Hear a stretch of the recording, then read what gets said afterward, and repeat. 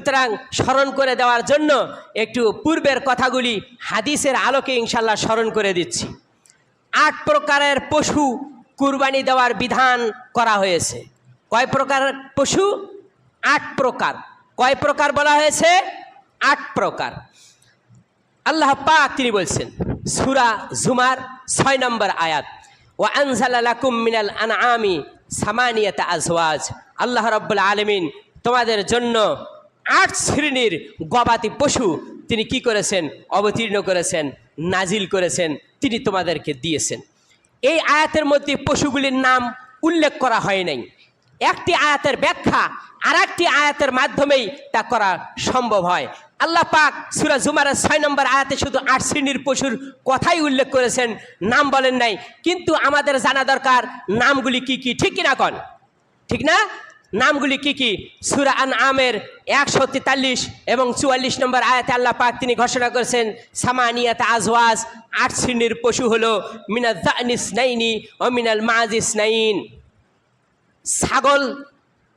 ছাগল হতে 2 শ্রেণী, ভেড়া হতে ছাগল থেকে 2 শ্রেণী, দুম্বা থেকে 2 শ্রেণী। ছাগল থেকে 2 শ্রেণী, ভেড়া থেকে 2 শ্রেণী, গেল কয় শ্রেণী? 4। নর এবং নারী। ছাগলের নর, ছাগলের নারী, দুম্বার নর, দুম্বার নারী। অনেকেই দেখা গেছে খালি নর খোঁজে, নারী কুরবানি দিতে তাদের সমস্যা। মাদি ছাগল, মাদি গরু অনেকেই দিতে চায় না, শুধু নরেই খোঁজে। এক শ্রেণীর লোক আছে এর ভিতরে আবার বাচ্চা থাকে, যার কারণে মাংস হয়তো ভালো লাগে না। এই ধরনের অনেকেই বলে থাকে, যা আমি শুনি। আপনার জন্য কি নারীকে হারাম করা হয়েছে কুরবানি দেওয়া? কেন শুধু আপনি একটিকে খাস করছেন? আল্লাহ পাক তিনি বলছেন সামানিয়াতি আজওয়াজ মিনাল যানি ইসনাইনি ও মিনাল মাজি ইসনাইনি। ছাগল হতে 2টি শ্রেণী, একটি নর একটি নারী। দুম্বা হতে 2টি শ্রেণী, একটি নর আর একটি নারী। গেল হলো 4টা, বাকি থাকে আর 4টা। অমিনাল ইবিল ইসনাইনি অমিনাল বাকার ইসনাইনি। উট থেকে 2টি শ্রেণী আর গরু থেকে 2টি শ্রেণী।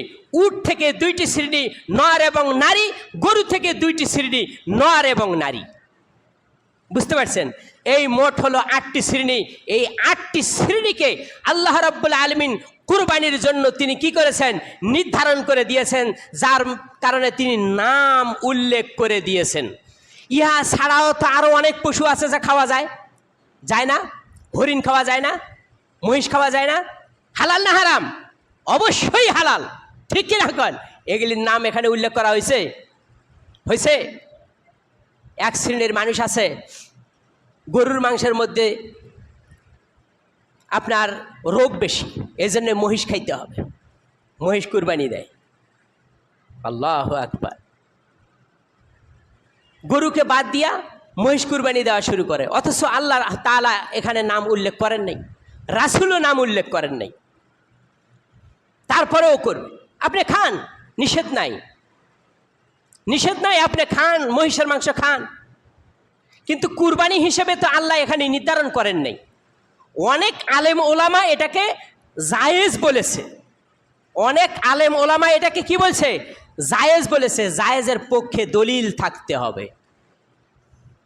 জায়েজের পক্ষে দলিল থাকতে হবে। তার কিসের ভিত্তিতে জায়েজ বলেছে? গরুর যেরকম জাকাত দেওয়া যাবে, মহিষ যদি থাকে, মহিষ যদি ওই রকম থাকে, আমার পাল অনেক মহিষ, তাহলে অনুরূপ মহিষেরও জাকাত দেওয়া। জাকাতের উপর ভিত্তি করে তারা এই দলিলকে সাব্যস্ত করেছে। আল্লাহু আলাম, আল্লাহ পাক এগুলি সম্পর্কে তিনি ভালো জানেন।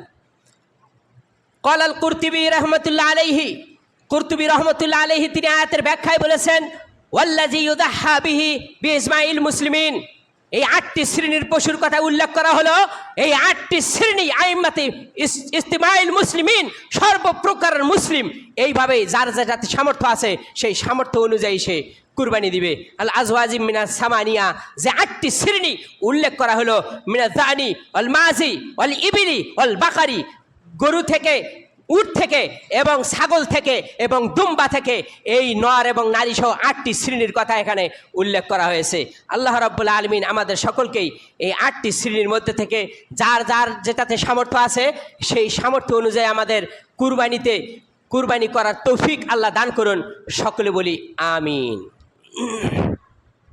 এরপরে আসুন, কুরবানির পশু যখন ক্রয় করব, তখন আমরা পশু ক্রয়ের সময় কিছু সতর্কতা অবলম্বন করব।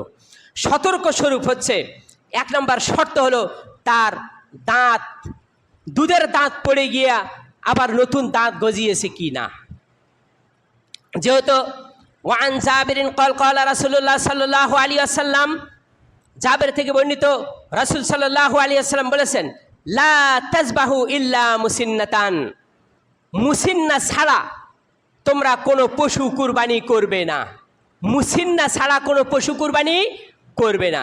ইল্লা আইয়া আসুরা আলাইকুম ফাতাজবাহু জাযআতাম মিনাজ যানি, যদি মুসিন্না পশু তোমাদের পাইতে খুব কষ্টকর হয়, দুঃসাধ্য হয়ে পড়েছে, পাওয়া যাচ্ছে না মুসিন্না পশু, তখন কি করবে? ফাতাজবাহু জাযআতাম মিনাজ যানি, 6 মাস পূর্ণ ভেড়া তোমরা সেইটার অন্তর্ভুক্ত করতে পারো। অর্থাৎ 6 মাস পূর্ণ ভেড়া দেখতে হৃষ্টপুষ্ট, এটাকেই তোমরা কুরবানি করতে পারো। তাহলে এটা কখন 6 মাস পূর্ণ ভেড়া কুরবানি দিতে হবে? যখন মুসিন্না পশু পাওয়া যাবে না। এখন প্রশ্ন হলো, মুসিন্না আরবি ভাষা, এই মুসিন্না কি? মুসিন্নাটা কি? সিন্নুন শব্দের অর্থ হলো দাঁত। সিন্নুন শব্দের অর্থ দাঁত। সিন্নুন থেকে মুসিন্না, যার দাঁত হয়েছে তাকে বলা হয় মুসিন্না। বুঝতে পারছেন? দুধের দাঁত পড়ে গিয়ে আবার যে দাঁত নতুন করে গজিয়েছে তাকে বলা হয় মুসিন্না। এখন আসুন, ছাগলের ভেড়ার ব্যাপারে মুসিন্না কোনটা, উটের ব্যাপারে মুসিন্না কোনটা, গাভীর ব্যাপারে মুসিন্না কোনটা, আমি একটু সেই ব্যাপারে আপনাদেরকে জানাতে চাই ইনশাআল্লাহ। আল্লাহ তাআলা যদি তৌফিক দান করেন, সকলে বলি আমিন। এখন আসুন, উটের বয়স 5 বছর পরিপূর্ণ হয়ে যদি 6 বছরে পদার্পণ করে, তাহলে সেটা মুসিন্না হিসেবে গণ্য হবে। উট যদি 5 বছর পূর্ণ হয়ে 6 বছরে পড়ছে, এই রকম উট হলে এটা মুসিন্না। গরুর বয়স 2 বছর পূর্ণ হয়ে 3য় বছরে পড়েছে ওর বয়স, এটা হলো মুসিন্না। ছাগলের বয়স পূর্ণ 1 বছর হয়ে 2য় বছরে পদার্পণ করছে, 2য় বছর পড়েছে, এটা হলো কি? মুসিন্না। বুঝতে পারছেন? এখন প্রশ্ন হতে পারে, উটের বয়স পরিপূর্ণ 5 বছর হয়ে 6 বছরে পড়ছে কিন্তু দাঁত ওঠে নাই, গরুর বয়স 2 বছর পূর্ণ হয়েছে অথচ দাঁত ওঠে নাই, ছাগলের বয়স পূর্ণ 1 বছর হয়েছে অথচ দাঁত ওঠে নাই, কি করবেন? পরিপূর্ণ যদি হয়ে থাকে বয়স, দাঁত কারো আগেও হয়, কারো একটু দেরিতেও হয়, ওটা কোনো সমস্যা হবে না, কিন্তু তার বয়স এই পরিপূর্ণ হতেই হবে। অনেকেই বয়সকে গোপন রাখবার জন্য দুধের দাঁতকে প্লাস দিয়ে টেনে উপড়ে ফেলে দেয়। নাউজুবিল্লাহ, নাউজুবিল্লাহ, পশুকে কষ্ট দেয়। এখন দাম যাচ্ছে তো বেশি, এখন যেটাই আছে আমার বেশি দামের বিক্রি করার দরকার, এই জন্য বাজারে নিয়ে তারপরে 6 মাস বা 7 মাস বয়স হয়েছে বললে 1 বছর পরিপূর্ণ হয়ে 2 বছরে পদার্পণ করে। মিথ্যা কথা বলছে, প্রতারক। রাসূল বলেছেন, মান গাশা ফালাইসা মিন্না, যে ব্যক্তি ধোঁকা দিল, প্রতারণা করলো, সে আমার উম্মতের অন্তর্ভুক্ত নয়। আল্লাহ রাসূল তাকে উম্মত হিসেবে গ্রহণই করবেন না। এই হলো পরিস্থিতি। প্লাস দিয়া দাঁত উঠায়া তারপরে নিয়ে যায়, কয় দাঁত তো পড়ে গেছে। আহা, আল্লাহ হেদায়েত দান করুন, সকলে বলি আমিন। এখন আসুন, কোন ধরনের পশু কুরবানি করা জায়েজ আছে, কোন ধরনের পশু কুরবানি করা জায়েজ নাই, এ ব্যাপারে একটু আমি আপনাদেরকে ইনশাআল্লাহ জানানোর চেষ্টা করব। আন বারা ইবনে আজিবিন ক্বালা সামি'তু রাসূলুল্লাহ সাল্লাল্লাহু আলাইহি ওয়াসাল্লাম, অনেক লম্বা হাদিসটি, যেহেতু সময়ের স্বল্পতা আমি শুধু এই ইবারতগুলোর অর্থ পড়ে একটু বুঝাই দেওয়ার চেষ্টা করব। ওমা তাওফীকি ইল্লা বিল্লাহ। রাসূল সাল্লাল্লাহু আলাইহি ওয়াসাল্লাম তিনি বলছেন, লা তাজুজু মিনাজ যাহায়া, লা তাজুজু মিনাজ যাহায়া, কুরবানি ওই ধরনের পশু জায়েজ নাই। কোন ধরনের? 1 নাম্বার গুণ হলো আল্লাহ আওয়ারাউ ইউবাইয়িনু আওয়ারুহা, অন্ধ কানা, যার কানামিটা স্পষ্ট বোঝা যাচ্ছে। বুঝতে পারছেন? 2 নম্বর গুণ হলো ওয়াল উরজাউ ইউবাইয়িন আরজুহা, খোড়া, যার খোড়ামি স্পষ্ট বোঝা যাচ্ছে, খোড়ে খোড়ে হাঁটে। বুঝতে পারছেন? যার খোড়ামি স্পষ্টভাবে বোঝা যাচ্ছে।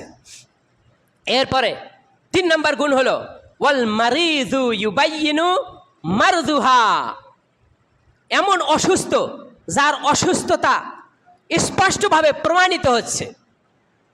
এরপরে বলা হচ্ছে ওয়াল উজফাউল্লাতি লা তুকুনি লা তুনকি, আর এমন পাতলা এমন দুর্বল যা হাঁটতেই পারে না, ওর হাড়ের কোনো মজ্জাই নেই, এমন পরিস্থিতি হয়েছে।